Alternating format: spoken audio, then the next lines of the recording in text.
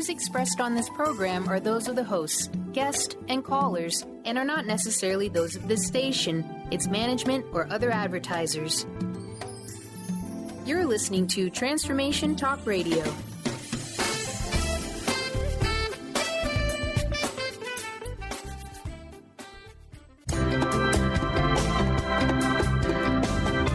Voices of Women is a talk radio show that gives voice to the personal stories of women. It will inspire women and enlighten men to follow their dreams and create positive changes in their lives. Whether the audience listens to best-selling authors or a layperson like themselves, they'll realize there are others with similar experiences and feelings to their own. This show will give women tools they can use every day, which will empower them to step out of their boxes and create the changes they desire in their life. Kris inspires women to find their voices, speak up, and become leaders of their own life. Everyone has their gifts to share with the world, and it's time for women to work together to bring honor and respect to the feminine voice, which is within all people, men and women. Topics include personal growth, spirituality, creativity, leadership, and divine feminine. Now here's your host, Kris Steinnes. I hope you all are having a great Friday. We're having a thunderstorm in Seattle and rain. We've had such a dry summer, so I'm just so grateful and my plants, so grateful to receive the rain right now. Today, we're going to talk about spiritual telepathy, ancient techniques to access the wisdom of your soul, by author Colleen Mauro. She was the founder and editor-in-chief of Intuition magazine. She had a lifelong interest in the untapped powers of the mind that led to the launch of Intuition magazine in 1988. And Intuition explored the higher potential of the mind in the many and varied ways of knowing, intuition, inspiration, and telepathy, providing both research and how-to information in easy-to-read form for the general reader. And now her book is about the hidden potential of the human mind. She introduces the ancient mind training techniques that will allow you to access the wisdom and guidance of your soul. And you can check out our website at www.spiritualtelepathy.net. Well, welcome, Colleen. Hello. Thank you for having me. Yes. Well, first, I'm all about stories, and I want to hear your story. What brought you to be interested in spirituality, particularly intuition? That seems to be your specialty. I was always interested in the spiritual life and and intuitive arts. And I had a really interesting experience that led to the launch of Intuition magazine. Would you like to hear it? Yes. It was in 1988, and I was living in San Francisco, and I had worked in alternative magazine publishing for several years, and I was between jobs.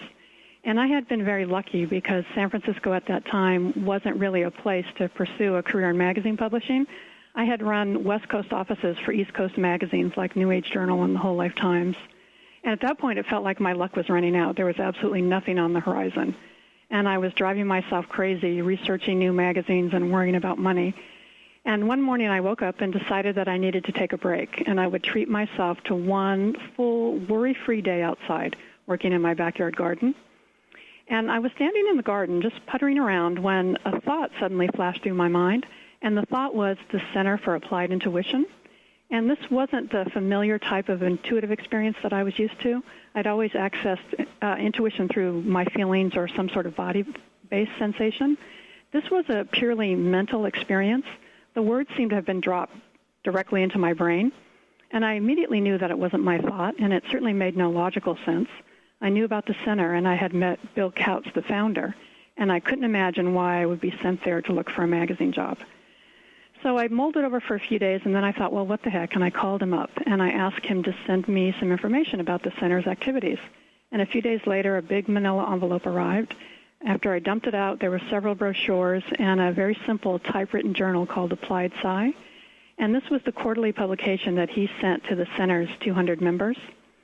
The journal was about intuition and creativity, and I found it fascinating. As I flipped through the pages, I suddenly had an idea that with a new name and a different upgraded format, it could be a real magazine, and it would be one that would appeal to an audience far beyond the center's small membership.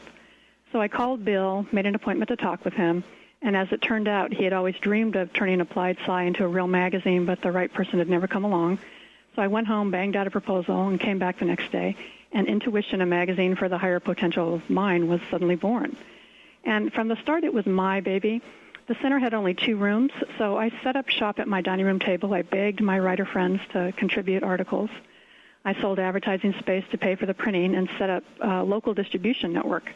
And I trucked them around in my car, and they all sold within a week, so I knew that I was onto something.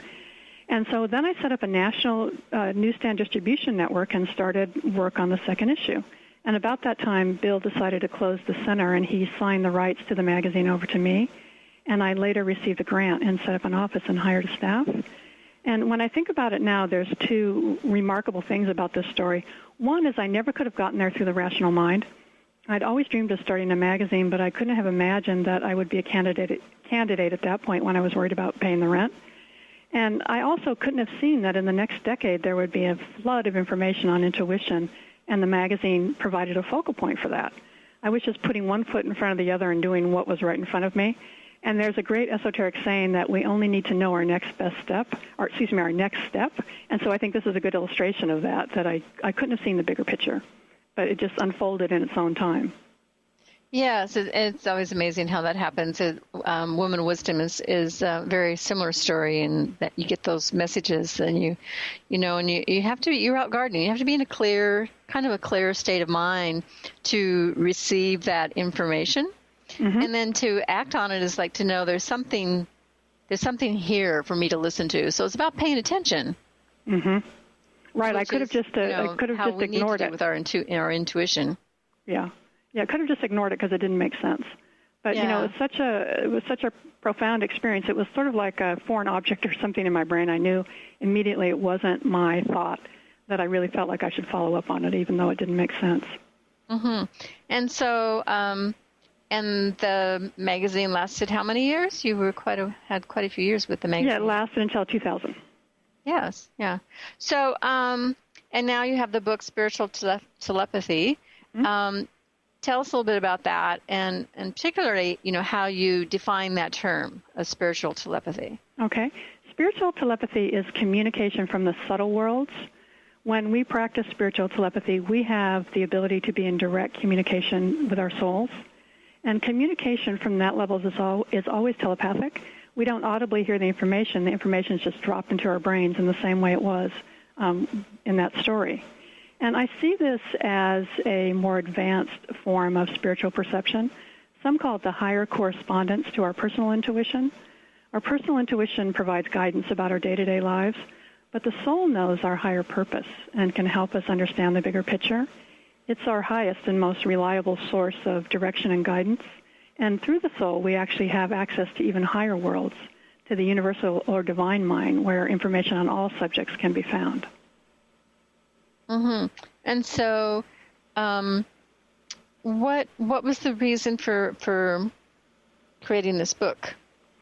Well, I was introduced to the subject, and I was just captured by it. And I saw immediately that it was the next step to the intuition work that I had done.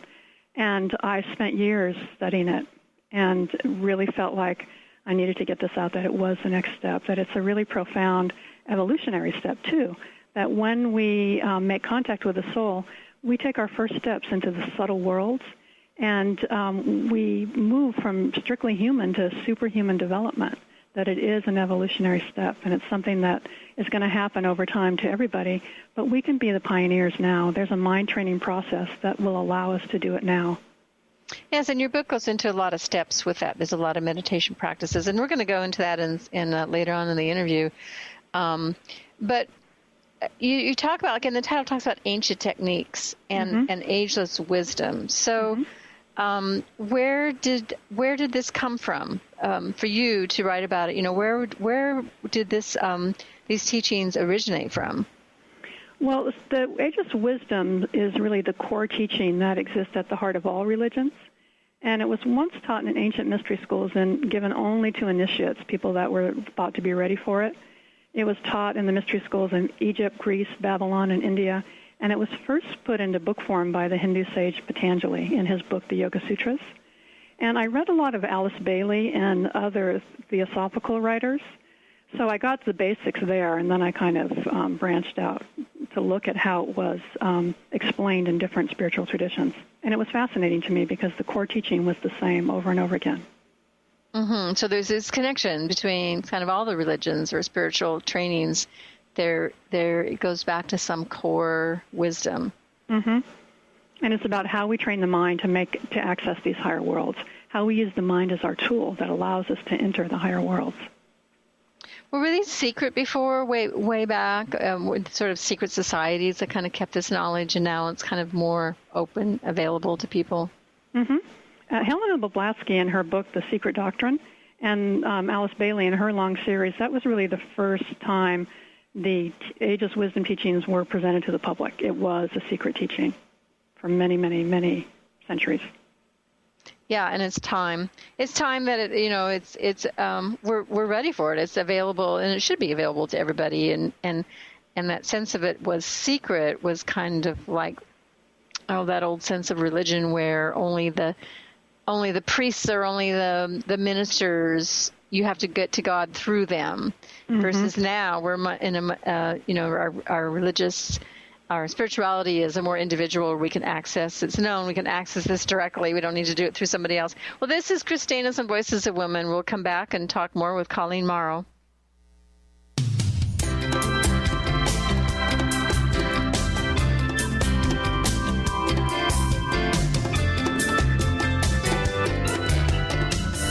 Kris Steinnes is a spiritual leader and healer and teaches a course on how you can transform your life through a meditation and healing system that will manifest your spirit's dreams. She manifested the Women of Wisdom Conference, the Women of Wisdom book, and this radio show. And she can show you how to change your life too. Are you ready? Visit the website and contact her at voicesofwomentoday.com. That's voicesofwomentoday.com. We Carry the Light with host Dr. Susan Allison is the show that inspires you to find the light within and shine your light in the world. You'll hear from guests who model how to be the highest, brightest, most evolved, fulfilled, and conscious humans possible. Tune in each Thursday, 10 a.m. Pacific, 1 p.m. Eastern on TransformationTalkRadio.com and let Dr. Susan help you discover that you carry the unique light that only you can shine. On the cutting edge of the new mainstream, Christine Upchurch is passionate about bringing together science, psychology, and spirituality in a way that can be applied to our everyday lives for true transformation. The Christine Upchurch Show. Stellar conversations to illuminate your journey. Engages some of the most outstanding visionaries on the planet in lively dialogue to inspire you to become that bright light you're meant to be. Join Christine every Friday at 11 a.m. Pacific Time on KKNW, AM 1150, and Transformation Talk Radio.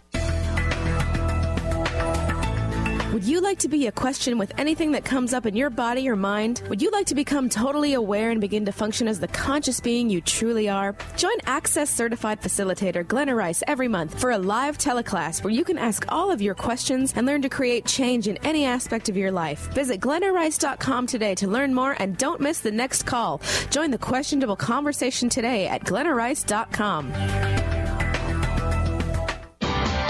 Sky Siegel co-hosts one of today's most popular psychic shows, Angels and Answers, with Artie Hoffman, as she communicates healing messages from the spirit world. These messages can be astounding, enlightening, and life-changing. Born with the God-given talent of inner guidance and the amazing ability to heal, Sky has healed thousands of people. Schedule a reading with Sky now. Call 908-500-1474 and visit skyofangels.com. Enlightening, humorous, and compassionate. Listen live to The Kelly Ballard Show, insight and inspiration from the great beyond. Kelly is a fourth-generation medium and intuitive who covers topics ranging from grief, spirit guides, and listening to your intuition. Kelly can help you get answers and guidance from the other side with a little bit of humor and a lot of healing. Tune in to The Kelly Ballard Show, Thursdays at 1 p.m. Pacific Time here on TransformationTalkRadio.com. 1230 WBLQ.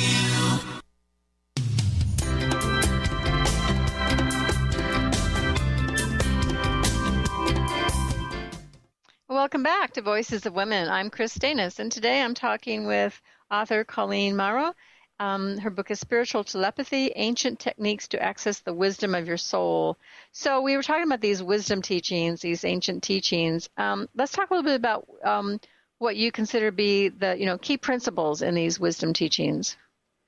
Well, the key practice is called creative meditation. And this meditation goes a step further than most meditations that focus on just quieting the mind. In this type of meditation, we actually train the mind to transmit information from the soul to the brain. And the information has to reach the brain to become part of our conscious awareness. And in the same way that our homes are wired for telephone and internet connection, this type of meditation allows us to create the threads and cables that will link us to the higher worlds. And we do this by projecting our attention upward to the soul day after day.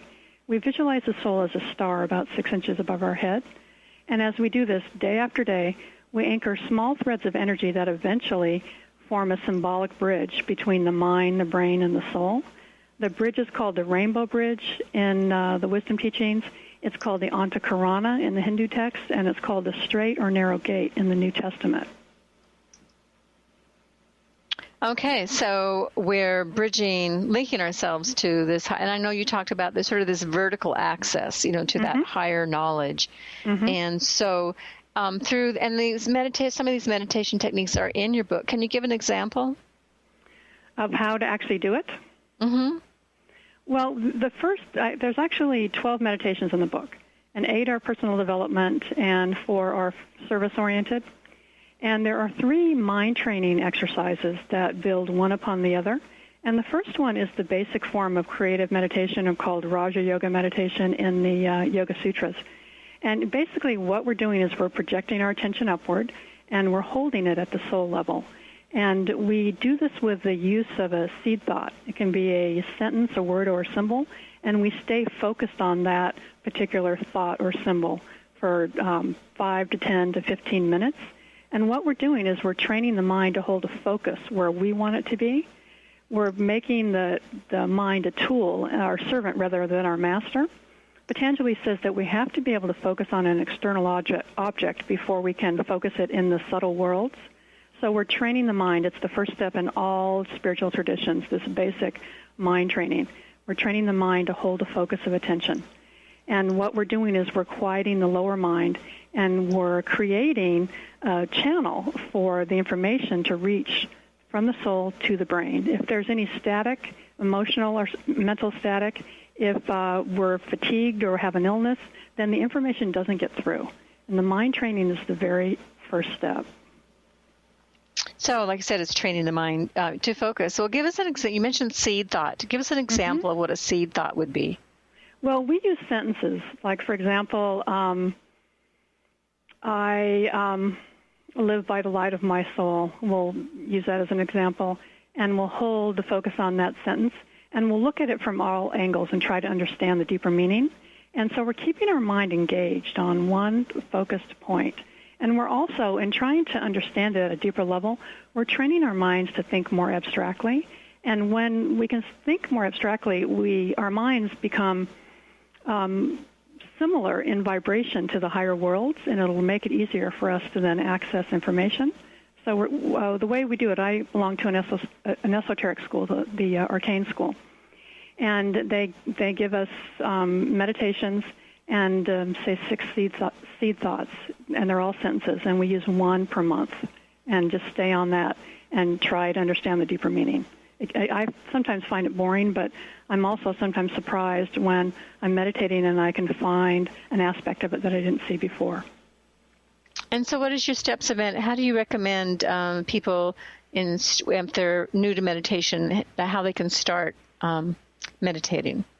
Well, I have a section in the book called Refining the Mental, Emotional, and Physical Bodies. And that's the place that we all need to start, because, again, we have to purify the body and quiet our minds and emotions to create this channel of information to be able to reach the soul to the brain. And refinement practices are part of all spiritual traditions. The methods vary, but the requirements and goals are exactly the same. It's purity of body, control of the emotions, and stability of mind. And in the book, I have a lot of refinement practices. I included the ones that helped me the most.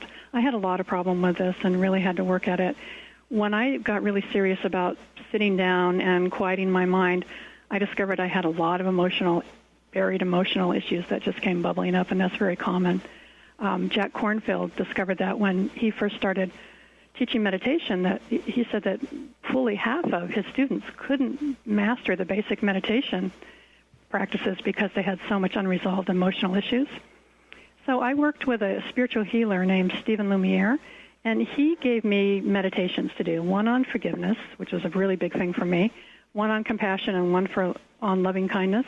And I did those daily for quite a while, and I started to be able to forgive and just started to quiet down my emotional body. And it was really at that point that I was able to do these meditations.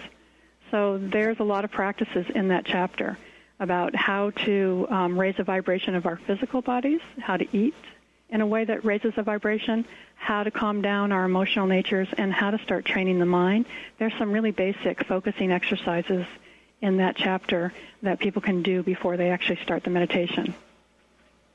Mm-hmm. So it's giving yourself that time to refine. You mentioned the word refinement, paying attention to the physical issues in our life, the emotional and the mental, which, as you said, they get in the way of things. If our, meditating and you're always thinking about what you're supposed to be doing, in the next hour or tomorrow, and worrying about other things. And like you said, emotional. I love how you talked about, one of the practices that you needed to work on was forgiveness. I think that's true for a lot of us, and particularly forgiving ourselves. Mm-hmm. And so that was huge for me. Huge, because I really couldn't settle myself down until I really worked on forgiveness, and that was never my strong point. I always thought that I would be condoning somebody else's behavior, but it really is just a gift that we give ourselves. And he gave me a couple of meditations, including one that I put in the book called Standing in Their Shoes. And it's a way that in meditation we imagine that we're standing in the person's shoes that we need to forgive and looking at the world through their eyes.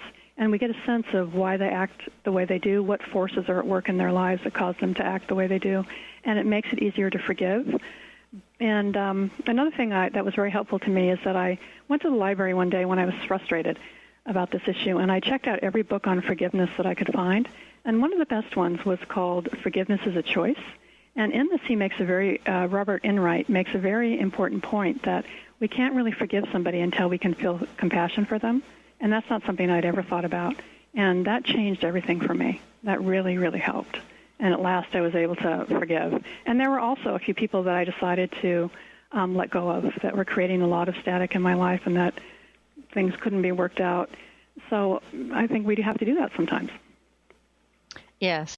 And that dimension, I love it. You used to talk about, having the compassion, walking in someone else's shoes. And so often we stand in our position and stand firm in our position. I'm right, they're wrong. And to just remember that, to have some compassion and think about what that person is going through, what they're walking with, and to be curious. We talk a lot about that, of being having the curiosity to ask why what they're saying, why that's true for them, why they're saying it. Just be curious, and that kind of gets you out of that critical, judgmental mind. Well, one thing that was amazing to me, and it was like a light bulb going off over my head, when I did this practice with a particular person, the person that I had the hardest time forgiving, I realized that if I had her exact same circumstances, exactly what she experienced, that I probably would act the same way, that she was doing the only thing she could do, that she was doing the very best she could do given her circumstances. And that really just kind of evaporated the last of the anger that I had towards her. It was really helpful. Mm-hmm. Well, now what's the connection between what we're talking about here with refining our physical, emotional, mental bodies and meditating to the telepathy? Well, it starts there. We can't really settle ourselves down enough to really meditate deeply unless we've done that refinement, and so that we don't have a lot of stuff bubbling up and distracting us. Emotional static especially will repel information from the subtle levels, that we have to have this clear, straight channel from the soul to the brain. And that's what we need to do first, and then we need to start the mind training practices so we can quiet ourselves down and hold that point of focus, because we're going to need to be able to focus in the subtle levels, but we can't do it again until we can focus in the physical level. Mm-hmm. And you say there's 3 types of telepathy. Mm-hmm. The 3 types of telepathy are instinctive telepathy, and this type of telepathy we share with the animal kingdom. It's our gut feelings. The second is mind-to-mind telepathy, and the third is spiritual telepathy. That's the highest. An interesting thing about this teaching is that it shows how our perceptual abilities progress, that we start with the instinct of cavemen, and then it moves to the rational knowing of modern man and the pure intuitive knowing of future man. And we're right at that doorway where we can take that step into that new higher human. Future human, the higher, yeah. Well, we're going to, so that's what you're talking about with the spiritual. Mm-hmm. Yeah. So in the sense that, use the word, what comes to mind is purity, being in that place of purity. Next week I'm interviewing somebody who'll be on the air. I've already recorded because I'm going to be away, but she talks about purity for having paradise here, and creating that purity. Well, this is Kris Steinnes. You're listening to Voices of Women. We're going to come back and talk more with Colleen Mauro all about this subject.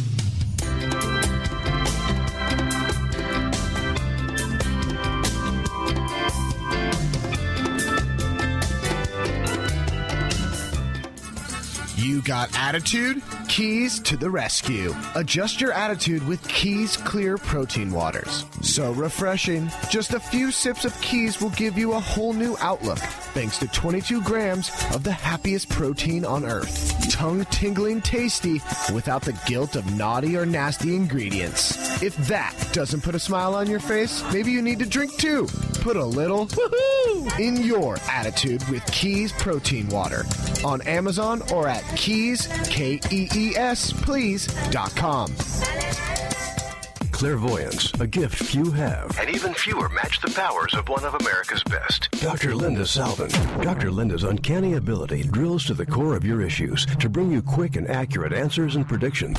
In more than 2 decades, Dr. Linda has helped over 75,000 people. On national radio, by phone, in person. When you need answers, Dr. Linda makes it clear. Book your time with this legendary seer now. Click on lindasalvin.com or call 888-509-1077. The doctor is in. Tune in to the hit show, The Psychic Love Doctor, with host Deborah Lee. Deborah's life-affirming, highly perceptive reading method has taught Deborah how to zero in on specific problems with relationships, career pursuits, and current roadblocks to success and happiness. This inspiring show will help you never feel helpless in life or love ever again. Join Deborah Fridays at 2 p.m. Pacific Time right here on TransformationTalkRadio.com. Tune in to Prescience Life Radio with host Mia Simone. Mia is devoted to sharing her extensive knowledge on the invisible worlds of energy. Join Mia and discover the science of intuition and connect with your greatest gift. Start living in your potential today and every day by opening up to the power of inner knowledge. To learn more about Mia, visit PrescienceLife.com. Called the Oprah of radio by her listeners. Award-winning host Dr. Pat Baccili is blowing the doors off of traditional talk radio. Get ready for an energizing delivery and powerful interviews with leaders in the field of human potential. Dr. Pat's fresh, new perspective on living life full out has catapulted her show to the top of talk radio. Tune in and Dr. Pat will help you thrive instead of merely survive. Visit thedrpatshow.com. That's THEDRPatShow.com for listening times in your area. 1230 WBLQ.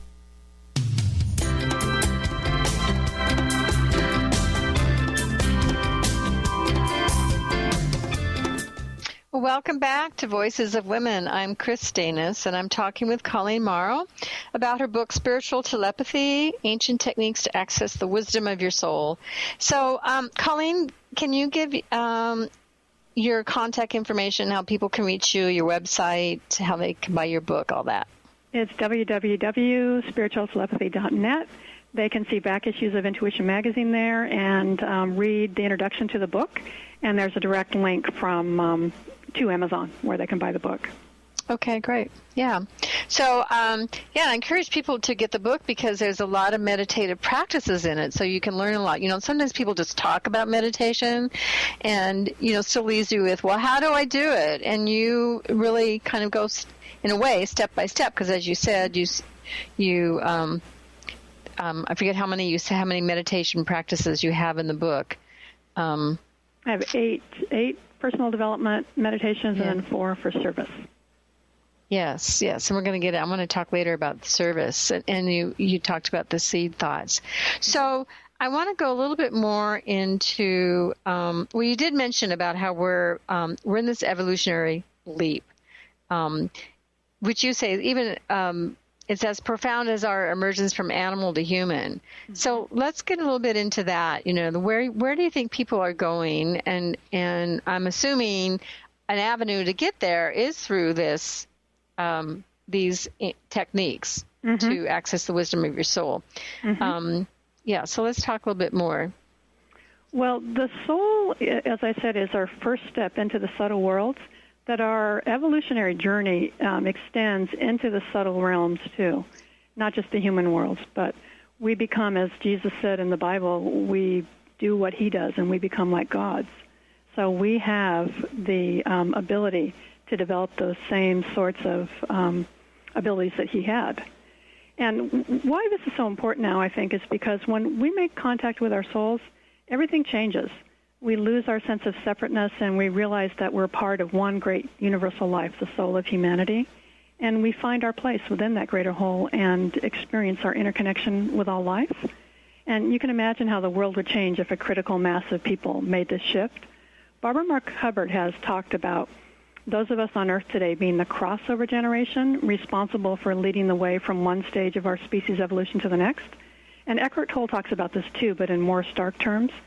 He writes that as a species we have the choice to evolve or die. They both say that evolution happens as the result of some sort of crisis that propels or forces us to make a leap forward. Tolle uses the example of an amphibian who is forced to develop the ability to live on land after its habitat dries up. And our own habitat is in trouble, and we're faced with the same need now. Our world is full of conflicts. We have loose nukes floating around. These weapons can easily extinguish the human race.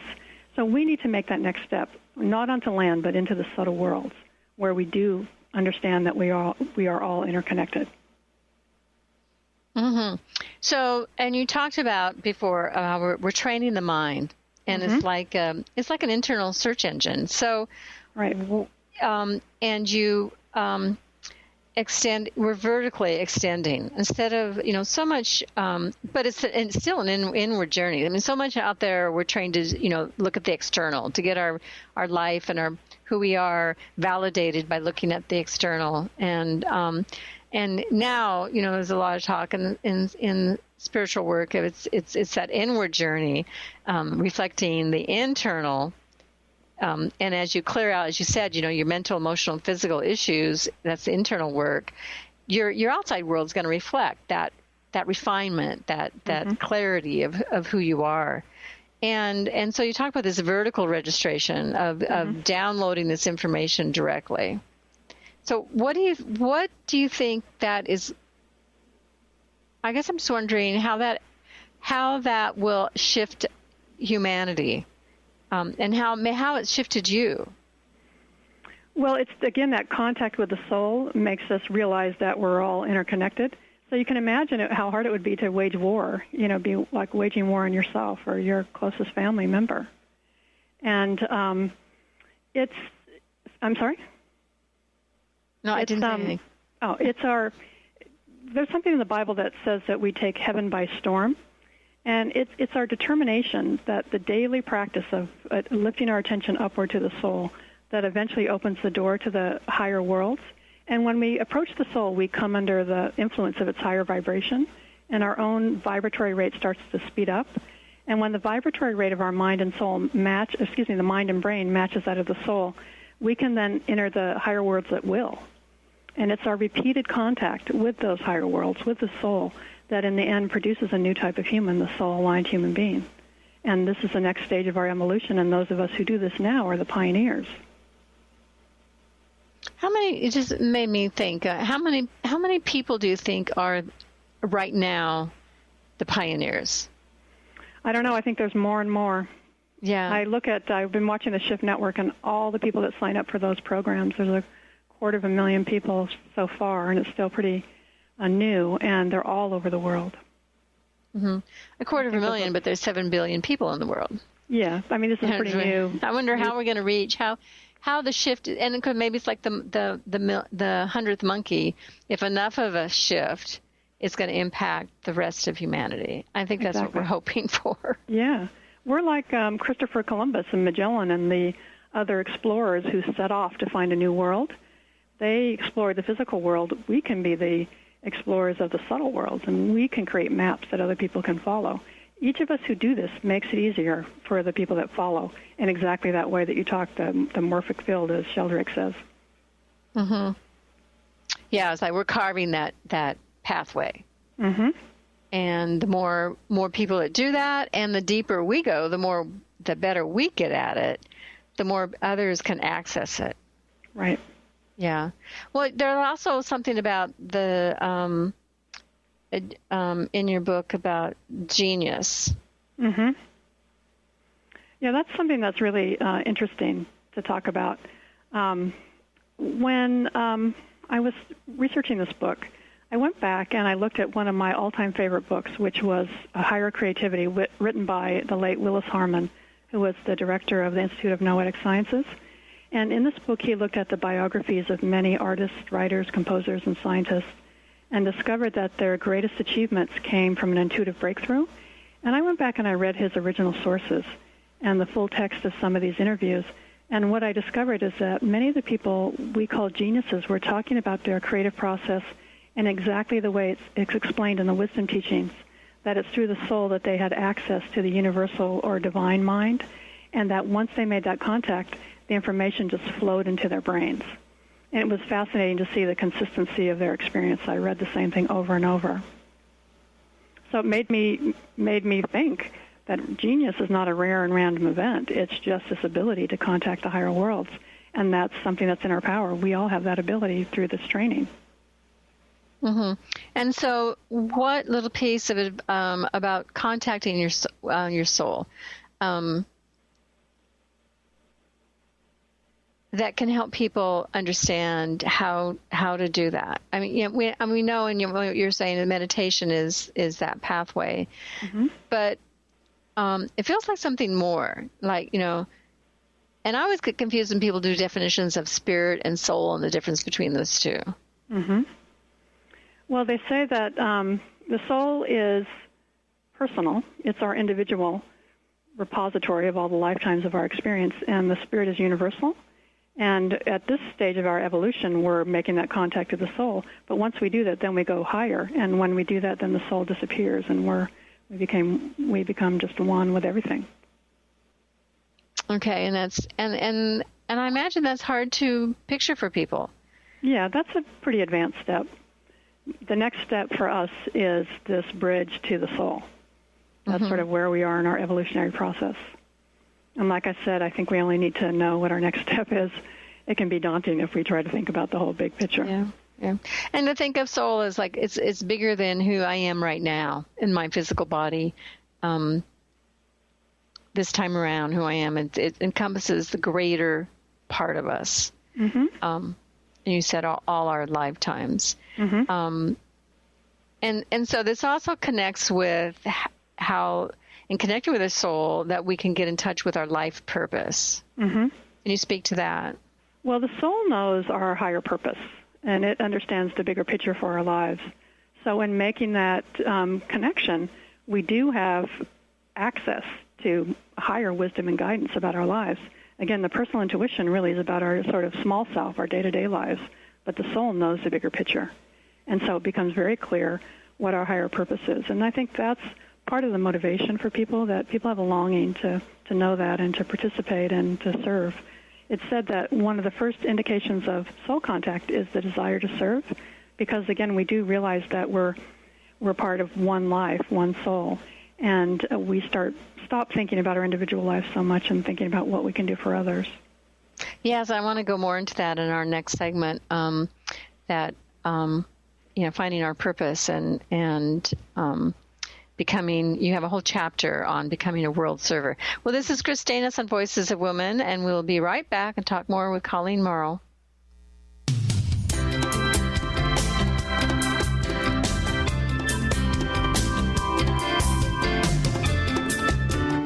Are you feeling broken from your relationships? Are you second-guessing yourself about friends, family, and lovers? Tune in to the hit show that's creating a buzz in the love-seeking community, Love Seeker Radio, finding love for your authentic self with renowned love coach Heather Lynn. Tired of dissatisfying relationships? Kiss them goodbye and power up your love seeker energy. Coach Heather Lynn reminds you that you can just be you, the beautiful and perfect you. Visit heatherlynncoaching.com to learn more. Kris Steinnes is a spiritual leader and healer and teaches a course on how you can transform your life through a meditation and healing system that will manifest your spirit's dreams.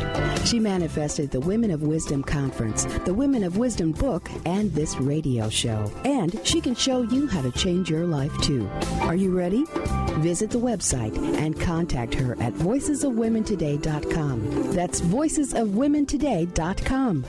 Artie Hoffman is the hottest psychic with the warmest heart and the host of the hit show Angels and Answers. A renowned psychic, medium, spiritual life coach, and an entertaining motivational speaker, Artie has helped over 15,000 people with his amazing intuitive gifts, his passion, and his humor. Call 877-ANGEL-02 to schedule a personal reading or to have your own psychic Artie party. That's 877-ANGEL-02. And visit artiehoffman.com and Angels and Answers on Facebook. My dream is to end homelessness. My passion is living a green life. My dream is to end poverty. My passion is volunteering. My passion is making a difference. My dream is to cure Lyme disease. My passion is rebuilding communities. My passion is helping those in need. My passion is caring for the elderly. My dream is to find a cure for cancer. My dream is to leave a better world for my children. We all have that special passion, that lifelong dream that drives us to live our lives with meaning and to create a better world. No matter what drives you, we can all make an impact. Dr. Pat Basile is helping others make their dreams come true, so we can all help make our world a better world. To learn more about how Dr. Pat is building a community of sharing hope, strength, funds, knowledge, and information, visit abetterworldcrowdfunding.com today. That's abetterworldcrowdfunding.com.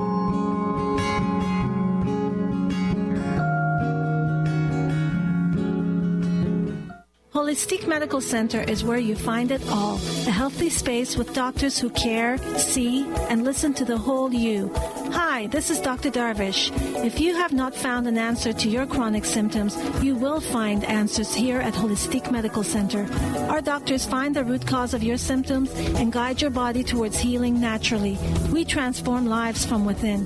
Visit drdarvish.com or call 425-451-0404. How would you like increased health and vitality? How would you like to avoid the onset of disease as well as slow the aging process? This is all possible through a simple, safe, and natural process. Every day we are either moving toward wellness or away from wellness. Hi, I'm Mary Jane Mack. I'd like to be your partner in achieving optimal health. Contact me now at maryjanemack.com or call 425-392-0659. Visit maryjanemack.com. 1230 WBLQ.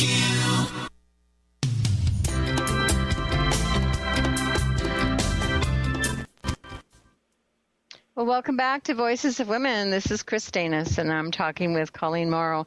And Colleen, we've been talking a lot about this meditation practice, so I would love for you to talk about your daily practice and then how that has changed your life. Well, it was a real struggle for me, and I wrote about that in the book.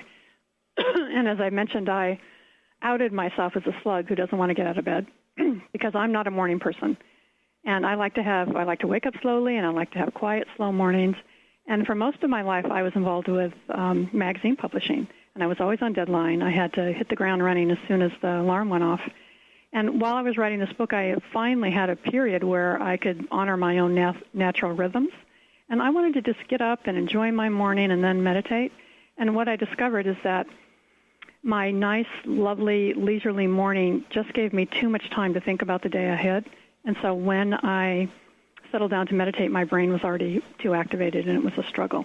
The best thing is to meditate as soon as you get out of bed. But I didn't want to do that. I didn't want to have to jump out of bed as soon as I opened my eyes like I had done for so many years. I tried everything and finally found something that worked for me and allows me to be consistent. And I sort of joke in the book that it would get me thrown out of any ashram in the world, but it works for me. After I wake up, I spend about 20 minutes in bed reading the newspaper. And I read everything, and it doesn't really register because I'm not completely awake. But during those 20 minutes allows me to slowly wake up, and then I do it before I do anything else. And giving myself that extra time has made all the difference. I know from long experience that if I force myself to do something I don't want to do, it'll last for a month at the most, and then I won't do it at all. So I think people have to find something that works for them, and they have to have a balance between honoring what they want to do and what they need to do. So doing that morning newspaper reading is what has allowed me to be consistent. And it's really the consistency that counts, unfortunately. It's not a very exciting message. But what we're doing is we're building this energetic bridge day after day, and we're extending these threads little by little. And when we stop, even for a few days, it starts to dissipate, and then we have to start building it again. So it's really a consistent practice that makes the difference. Well, what do you do? So you read the newspaper. You're not quite awake yet. When do you then meditate after that? Yeah, always. I don't do anything. I just go to my meditation space and meditate. That's sort of my deal with myself, that I can read the paper and just kind of space out and wake up slowly, and then I have to do it. And how long did it take for you to train yourself to be consistent to do that? Oh, I don't know, months, maybe a year. I went through everything. I tried meditating at night, and that didn't work, and I tried all kinds of different things. I forced myself to meditate as soon as I woke up for a while, and, after a while I rebelled. So I tried all kinds of different things. I'd make my tea first. I tried everything to get out of, having to get up earlier than I wanted to, and finally found that balance that works for me. Mm-hmm. And it was kind of like for me, if I don't get to the gym, if I don't exercise first, my day just carries itself away. Yeah. And it would be the same with meditation.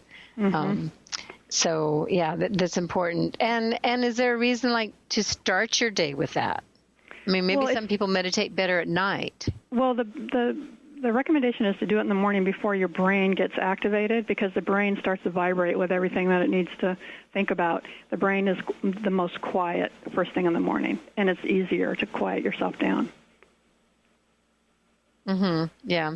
And at night, it could be different kind of meditation. Like night, I know a lot of people do gratitude journals, right, or forgiveness journals of writing, what were you grateful for that day, mm-hmm, which is another form of meditation, but not the same thing. Like in the morning, the meditation is kind of like setting the tone for the day,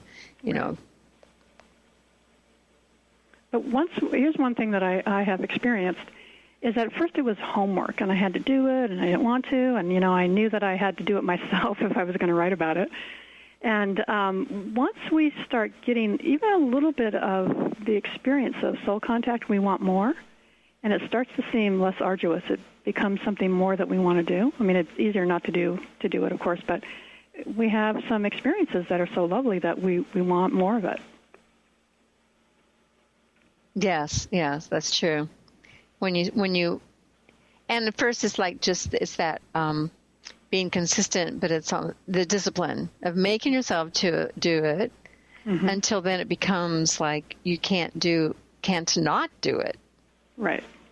It feels weird to me now. If I start my day without meditation, and it happens once in a while, I feel like I haven't brushed my teeth, and I just feel off, and, like I didn't really properly prepare myself for the day. Mm-hmm. Well, we did mention this chapter on Become a World Server, mm-hmm, and it's all about service and philanthropy. So I would love for you to share a little more on that, because I think that's an important aspect of our spiritual growth right now. Mm-hmm. As I said, when we make contact with the soul, the first indication is a desire to serve, and that each of us have a unique contribution to the world, and at this very critical stage, we're really all needed. And one aspect of the awakening soul that we can see is the focus on philanthropy. It's getting more widespread. The movie stars are, on our nightly news, trying to bring awareness to particular things. But each of us has something that we have to do, and contacting the soul really does put us in touch with that. And there's nothing that's more satisfying. And I have a meditation on how to find your path of service, and a lot of stories about people who have. And one of the things I wanted to do in this book is to have a lot of real-world experiences, because a lot of this usually is presented in just theory. And, you know, you have to read it and understand it. But I wanted to inspire people by showing them what the real-world experience is, how it does change us. Mm-hmm. So there's lots of stories in that chapter. Yeah, it's great, and it's important, and it's important to hear other people's stories. I mean, I think one of the things is it gives us hope. It gives us a template to hear other people's stories and then relate to it. Like a lot of times what I find is women particularly can feel very isolated, and they feel like they're the only one experiencing this. And when you read other people's stories, you realize you're not alone. Right. Well, it's so great to have you on the show today, and I really encourage people to get your book, one, because there are the meditation practices, as you said, in the book, and so it can be a real step-by-step guide to connect with your soul, to connect to that greater mind and that genius in you, so that you can discover your what is your gift, what is your service that you're, because I think a lot of people are in that boat. Some people know it, what it's to be, and other people are kind of what is it I'm supposed to do, what are my gifts? Right. And meditation is an avenue that can happen. I agree. Yes. So thanks so much. And again, you can check out Colleen's work on her website, www.spiritualtelepathy.net. So I'm Kris Steinnes, founder of Women of Wisdom Foundation. We still have openings to, if you're interested in sending us a proposal for a workshop, we need to receive as soon as possible. We just have some extensions for our 24th annual conference is February 11th to the 15th. Just email us for information. WOW, W-O-W, at womenofwisdom.org.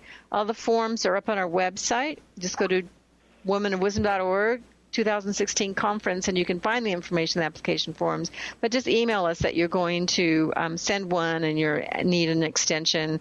We're beginning work now to review all these wonderful proposals that we're getting. And we're a very experiential conference, and so minimally we have 3-hour workshops and lots of very fun activities. Also, check out my book, Woman of Wisdom, Empowering the Dreams and Spirit of Women. It's an inspirational book. It's kind of based on the conference. Many of our attendees, artists, and there's art and poetry in the book, and some of our speakers, their talks, great talks over the years, is in the book. And so it's an exploration of the divine feminine from many different voices. And also, if you're interested in what we do is circle leadership training, we are having a retreat October 1st through the 4th. It's in Gold Bar, Washington. Contact us again for information about that. We teach and run the organization in circle leadership, and we teach this model. It's a new paradigm of how to even run your organization or run your life using a circle model. So this is Kris Steinnes. So glad you could be on the show with me on the show today. And next week, I actually have 2 shows. And next week, Tuesday at 10 a.m., I'll be interviewing Lisa Garr. And that's going to be a great show, and my regular show on Friday. Okay, thanks. Have a great weekend, everybody. You've been listening to Voices of Women with Kris Steinnes. Tune in each Friday at 1 p.m. Pacific Time, 4 p.m. Eastern Time for Voices of Women Today, radio with Kris Steinnes.